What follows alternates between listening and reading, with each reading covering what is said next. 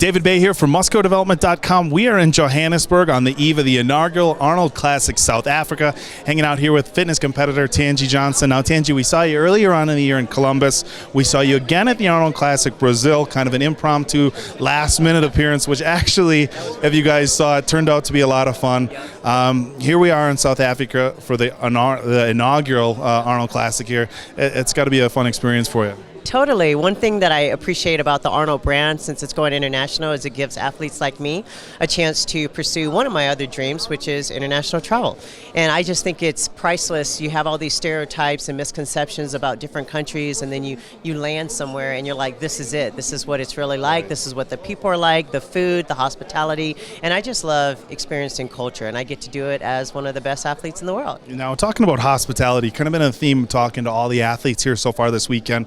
From the promoter to the people picking you up at the airport to the fans, the hotels, it seems like everybody here is just could not be nicer to the athletes. Right. This is one of the nicest hotels we've ever stayed at, as including the customer service, and you're absolutely right. Everybody's so friendly and kind. Love it. All right. Now, I was talking to Tony Doherty earlier on, and he was talking about how important it was to him as somebody who promotes Arnold and Bob Lormer and obviously his father Jim, to have included fitness in all the Arnold Classics. Now, some people ask questions, we get it on MuscoDevelopment.com a lot. How come there's not figure? How come there's not bikini? But again, the people who promote all these shows have made a commitment to have fitness at all of them. That's got to mean a lot to you guys as fitness competitors. It really does, especially during a time where our industry is growing so much, and we've got all these new divisions like women's physique and classic and bikini and men's physique emerging. But the classic and the foundation of bodybuilding has always been bodybuilding and fitness.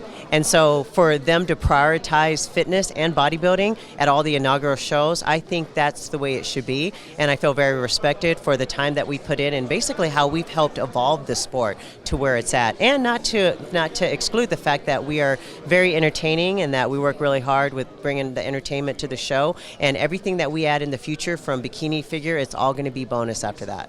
Now, one of the things that we've talked about before is that numbers for the fitness definitely not where it is for figure or bikini, and the guys on Musco Development are pretty straightforward. They don't pull a whole lot of punches, and a lot of the guys will just call it straight like they see it, that the fitness girls work harder than everybody else. Gotcha. And no, that's it's hard to argue, in an era, and not to take anything away from any other competitors, but it seems like you get a lot of people who want that pro card fast.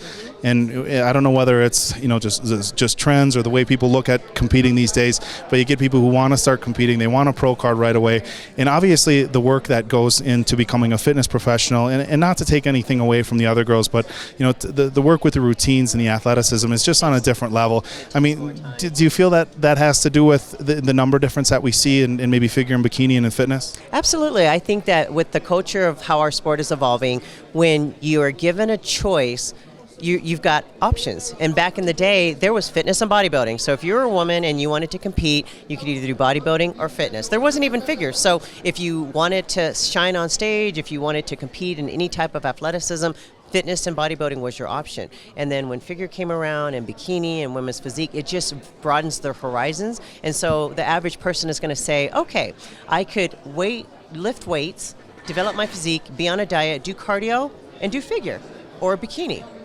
Or I can do all that and have to figure out how to do hand balancing, maybe take some gymnastics classes, do some dancing, have to be depleted, get on stage. It's just a lot more work. And so I just think it's very natural for people to say, I'm just going to stick with the physique round.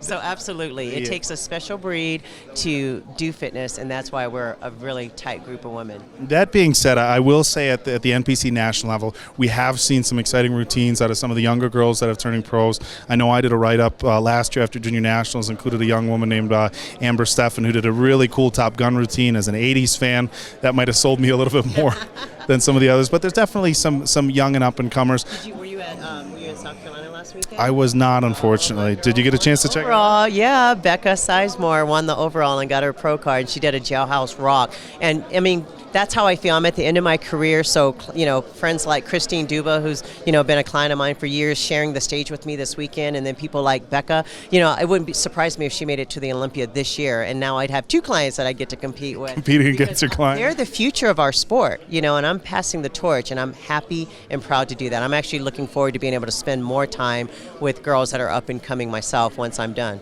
All right. Well, you're competing here tomorrow, so don't pass the torch off too soon, because you still got to get up on stage and kick some butt. Speaking of competing tomorrow, guys, everything starts at 5 o'clock tomorrow night. Now, that is Johannesburg time, so that's going to be 11 a.m. Eastern Standard Time in the U.S. We're talking 8 a.m. if you're on the West Coast, so make sure you set your clocks. You're going to get all the coverage from musculardevelopment.com you're used to, the live play-by-plays. We're going to let you know everything that's going on, videos, you name it, we're going to have it. So make sure to check back again. That is 11 a.m. Eastern Standard Time. But for now, we're going to wrap this up. So I'd like to say thank you and best of luck to Tanji. For David Bay from musculardevelopment.com, we are out.